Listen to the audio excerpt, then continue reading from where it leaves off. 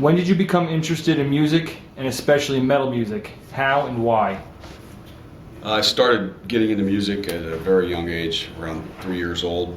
My older sister was really into music also, and so she was always playing records from Deep Purple and Black Sabbath and Alice Cooper, bands like that. And I mean everything, Bachman Turner Overdrive. I mean a lot of hard rock from the '70s and what would be considered now the old wave of British heavy metal, Zeppelin, that kind of stuff.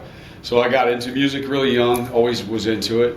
And it was probably when I really started to get a little more independent, I guess, in my thinking. I got into Kiss, bought the Kiss Alive album the day that it came out, and it was really that band that made me really start to get interested in wanting to do this as a career.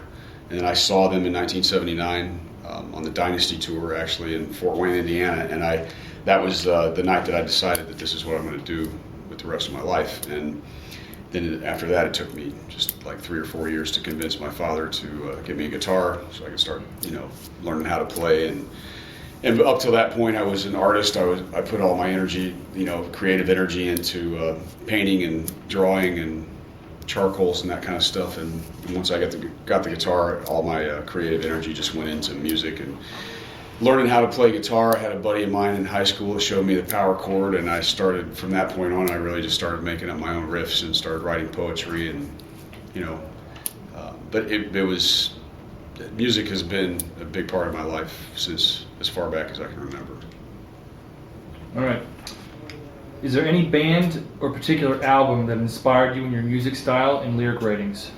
I would say Iron Maiden, and the album would be Number of the Beast, because that was around the same time that I got my first guitar when I heard that album, and it blew me away because it was different than the old wave of British heavy metal or the stuff that I was into, or even the American bands like Alice Cooper and Kiss and or AC/DC. I mean, I was really into those guys too.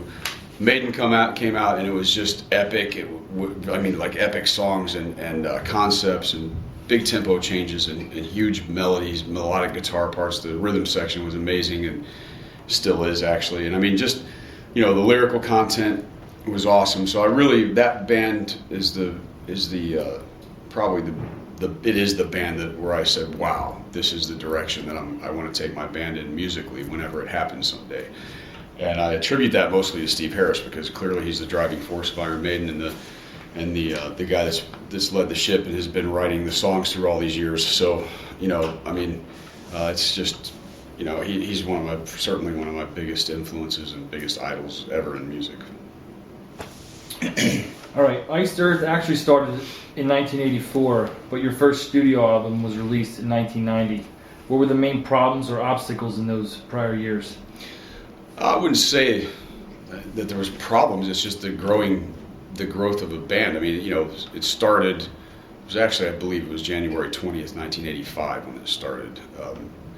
But whatever. I mean, it was a long time ago, and there was 5 years. And the first album came out in 1990. It came out in the States in '91, but in Europe in 1990. But 5 years really isn't bad when you consider that was starting at ground zero.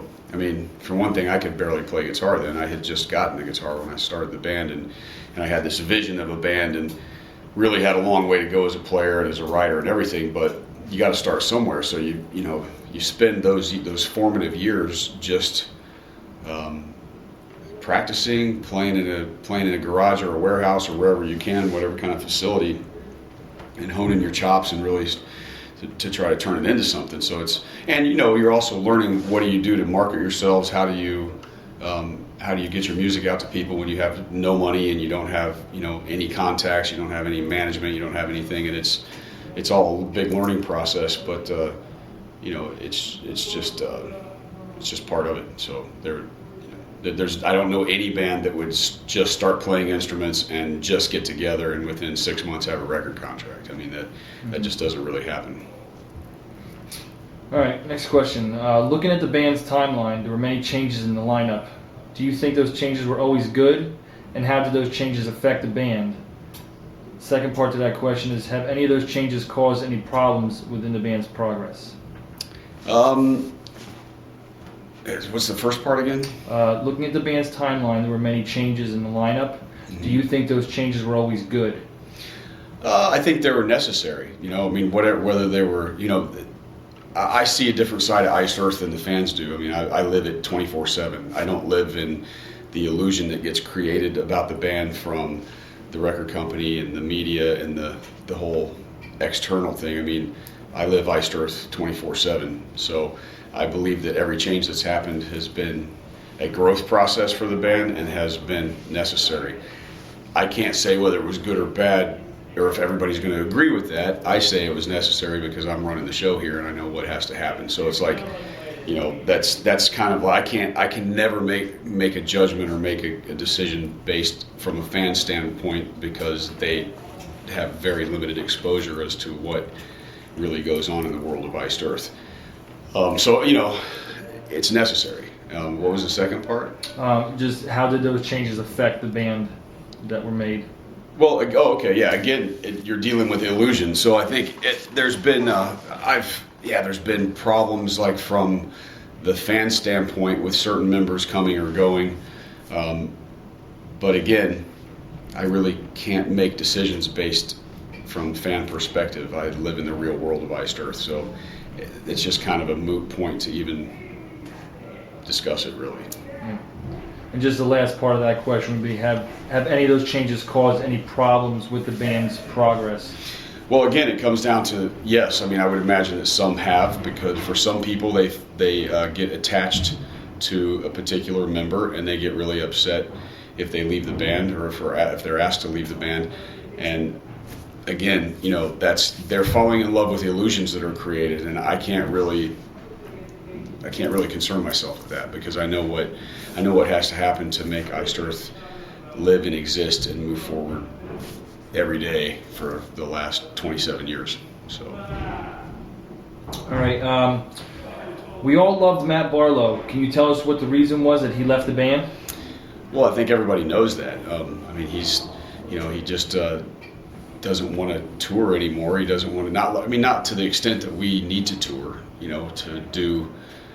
to make Iced Earth relevant in today in the world's changing, and certainly the music business is changing. And in order for a band to stay viable, when you're losing record sales and you're losing the sales of physical product, you have got to go out and generate income, and you just can't do it. It's just not like it was in the old days. You got to get out and perform, and to keep the thing going and keep it moving forward. And we were being too restricted, and Matt knew that. And he doesn't have the desire to go on tour.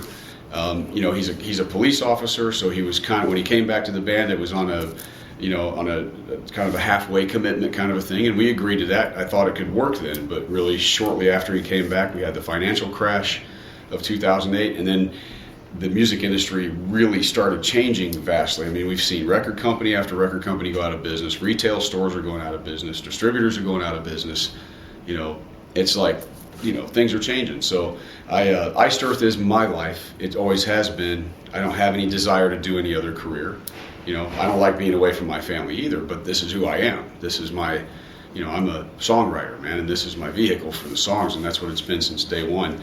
So, Matt's life just took him down a different path, and we love the guy, and we're always going to be on good terms and stuff, and I'm sure you're going to hear Matt do music again someday, but is he ever going to go back in a band that's going to spend 6 or 8 months on the road a year? I doubt it. I mean, he left his brothers we are his brothers because he wants to spend more time with his family and focus on his career, and I don't fault him for that at all.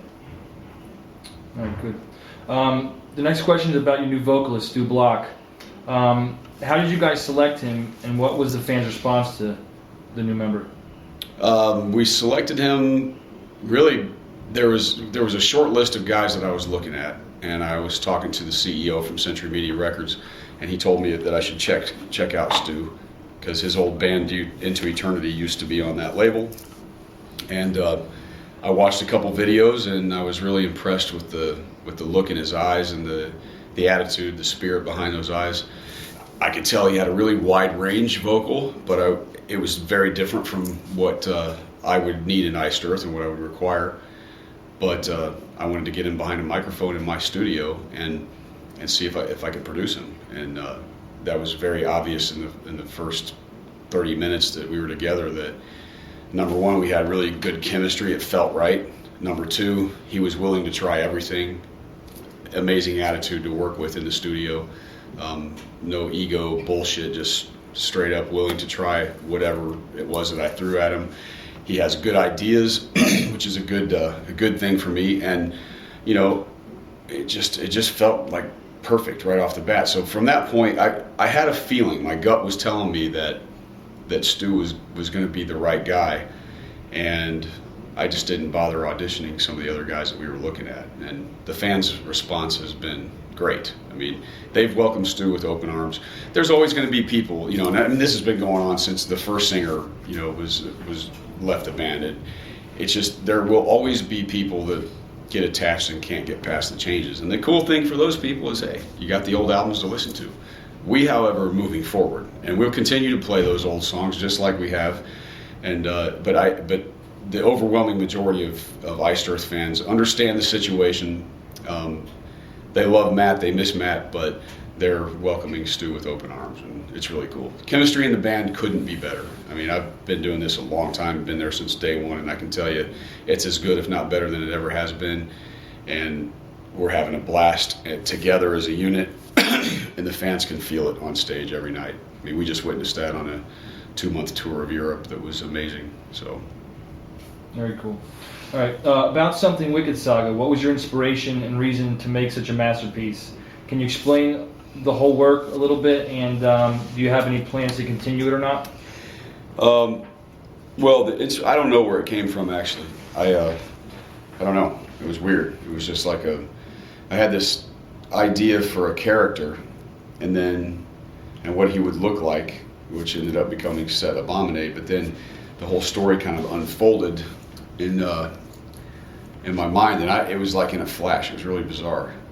So I don't know. I mean, I don't even know where half the stuff comes from, actually, but it comes. And am I going to continue it? I mean, not in the sense as it's pretty unlikely that there's going to be this full Something Wicked concept album. I really doubt that. But the cool thing about the Something Wicked universe is that the potential for storytelling is endless. I mean, it can go on forever. So really, if I can apply any point in human history, or I can take any point in human history and apply it to the Something Wicked universe and twist it and make a really cool story out of it. It's got every bit as much storytelling potential as the Star Trek universe or the Star Wars universe. So it's really awesome in that way, and I think there will probably be songs here and there over the next however many records that will have little touches of the story in it, but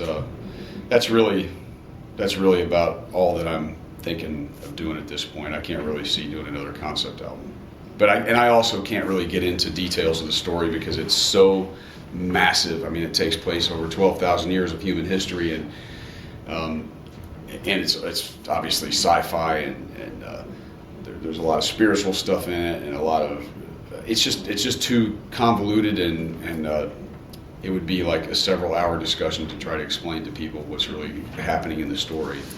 But that will happen as, you know, we talk more and get more serious about doing a graphic novel series, comic book series, a potential animated movie. I mean, I've talked to some people about this before, and you know, we'll see what happens. I mean, it's right now I got to focus on Iced Earth. You know, there's so many things that I would like to do. There's never enough hours in the day to do all the creative things that I would love to do. So. All right, I'm going to read this next question verbatim. It goes like this. Now, this part is a little bit sad. As I told you before, there are many metal fans back in Iran, but since metal music is illegal, they can't access their favorite bands and albums easily. They can't find anything in shops, they can't buy albums on iTunes since it's blocked in Iran, and they can't use streaming online software like Spotify because of low internet speeds. So the only way that they have is downloading albums, and sometimes they think, what will their favorite bands think about this? How do you feel about it? I would rather they enjoy the music, you know. I mean, I don't... obviously, you know, it's one thing when you talk about people in the West, you know, that do have access to it, that typically do have the money for it. You know, when they, let's call it what it is, when they steal our music, it hurts the bands. Situations like what the Iranians are dealing with Saudi Arabians, or places around the world where they, you know, it's either restricted by the government or they don't have the technology or whatever it is. I would rather those people enjoy the music. So copy it, do whatever, so that you can get it out, and hopefully it will inspire you and keep people motivated. And I think that's one of the things that Iced Earth's music does for a lot of people, which is really cool. And to me, at the end of the day, that's really the most important thing. It's not about the money. I mean, of course, we got to make money. It's a business, and in order to survive, you know, I got to eat, the guys got to eat, my crew's got to eat, you know, my management's got to eat. Everybody's got bills to pay. We have to do our thing. But believe me, if Iced Earth, if my motivation for doing this for all these years was money, I would have quit a long time ago. You know, it's about the love of the art and sharing that art with people. And I think people in places like Iran, I would not begrudge them at all for downloading or just file sharing the music. I'd rather that they listen to it and get inspired by it. Right on. Lastly, do you have any messages for your Iranian fans, especially young musicians? I mean, I know there's a really brutal and unjust political climate going on right now, and I just hope that peace will prevail. And if there are young musicians out there, and I'm in contact with a young musician named Milad from Iran, I've been kind of mentoring him for several years now through email, and I just say, guys, you know, you stay focused on your art, your craft, your instruments, and you know, you never know that things may change, and you may have a shot at getting to go out and do what we do someday. So just keep the faith and keep working towards your goals in everything. This is just a little quick comment for you from a fan. John, it's been a great honor for me and for all my friends, and I'd like to thank you for your time and kindness, and especially your music. I'm looking forward to see you and the rest of the band in Salt Lake City. Thanks again. Love and respect from all Iranian metal fans. All right. Appreciate it, guys. Hang in there.